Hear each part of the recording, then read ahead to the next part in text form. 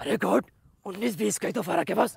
19-20 का फर्क है, 19-20 का फर्क है, इसमें उसमें 19 লাখ का फर्क। পার্থক্য যতই হোক না কেন একটা বাজেট সেগমেন্টে যে আইফোনের স্মার্টফোনের ফিল নিতে পারবেন এটাই তো অনেক। তার সাথে এবার 7550 mAh একটি ম্যাসিভ ব্যাটারি, এক কথা একটি জলজন্ত পাওয়ার ব্যাংক আপনার পকেটে থাকবে এবং স্ন্যাপড্রাগন 8s Gen 4 তো রয়েছেই। জি বলছিলাম Xiaomi Redmi Turbo 4 Pro এর কথা, যেটিকে আনবক্স করলে আমরা ফার্স্ট অফ অল পেয়ে যাবো একটি নর্মাল ট্রান্সফার টিপিও কেস, দেন 90 ওয়াটের একটি ফাস্ট চার্জার, তার সাথে একটি টাইপ সি ডাটা কেবল এবং কিছু ডকুমেন্টেশন, দেন সর্বশেষ একটি সিম ইজেক্টর টুল। বক্স কন্টেন্ট হিসেবে অ্যাজ ইউজুয়াল সবকিছুই থাকছে, যার বিল কোয়ালিটিতে আমরা উভয় ক্ষেত্রে গ্লাস এবং মাঝের অ্যালুমিনিয়াম ফ্রেমটা দেখতে পাবো। যেখানে এত বিশাল একটি ব্যাটারি ব্যবহার করা সত্ত্বেও স্মার্টফোনের ওজন করা হয়েছে 219 গ্রাম এবং থিকনেস করা হচ্ছে শুধু 8 মিলিমিটার। হ্যাঁ, এখানে আপনার এত বড় একটা প্লাস পয়েন্ট হওয়ার মেইন কারণ হচ্ছে সিলিকন কার্বন ব্যাটারি, কারণ এক সময় নর্মালি 5000 mAh যে আপনার লিথিয়াম ব্যাটারিগুলো দেওয়া হতো সেটার আপনার 8 মিলিমিটার থিকনেস করতে আপনার হিমশিম খাইতে হতো। সেখানে সেটা একটা প্লাস পয়েন্ট যেটা আপনাকে নর্মাল ইউজে 2-3 দিনের মতো ব্যাটারি ব্যাকআপ ইজিলি দিয়ে দিবে,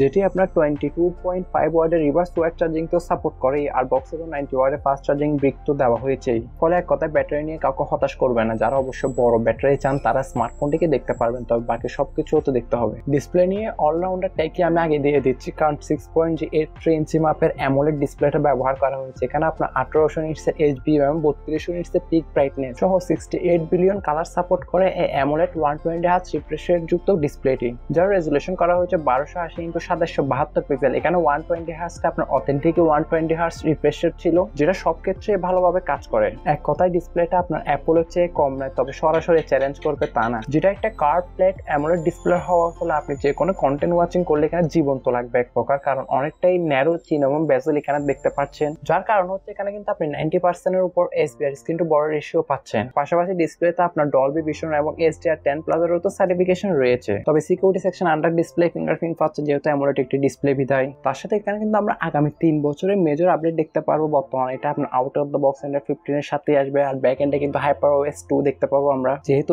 এর একটা ট্রেন্ড চলছে এখানেও কিন্তু মিস যাবো না, এতেও কিন্তু বেশ রিলেটেড ফিউচার দেখতে পারবো আমরা। তবে তাই বলে এর ইউআইতে ব্লুটুথ এবং অ্যাডস থেকে রেহাই পাবেন তা না, এখানেও বেশ ব্লুটুথ এবং অ্যাডস এর দেখা দিবে, যেগুলো চাইলে আপনি অফ কিংবা ইনস্টল করে দিতে পারবেন। তবে স্মার্টফোনটিতে এত সব ফিউচার দিয়েছে, এগুলোকে রান করার জন্য একটা ভালো প্রসেসরও দরকার। এখানে আপনার চিপসেট হিসেবে ব্যবহার করা হয়েছে Qualcomm Snapdragon 8s Gen 4, যেটা 4nm নডের উপর তৈরি করা একটা অক্টা-কোর প্রসেসর, তার সাথে পাওয়ার এফিশিয়েন্ট চিপসেট বলবো আমি, যেটা আপনাকে এই বাজেট আনতে স্কোরে কিন্তু অলমোস্ট 21 কিংবা 22 লাখের কাছাকাছি একটা রেজাল্ট দেয়। অল ওভার পারফরমেন্স নিয়েও আপনাকে স্যাটিসফাইড করবে। তবে ইন ডিটেইলস ভিডিও আসতে চলেছে স্মার্টফোনটিকে নিয়ে, অবশ্যই ভিডিওগুলো মিস দিতে না চাইলে stay connected with our channel.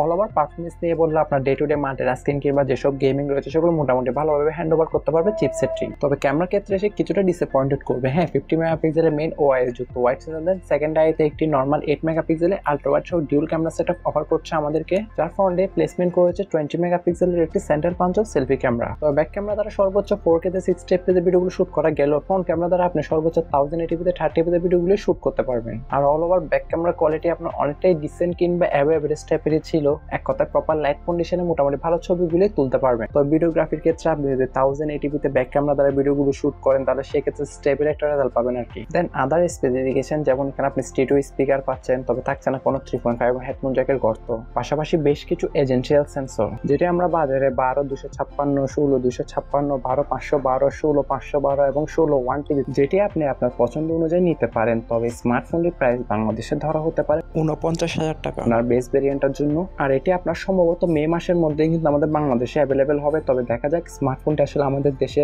কোন প্রাইস পয়েন্টের মধ্যে লঞ্চ করে।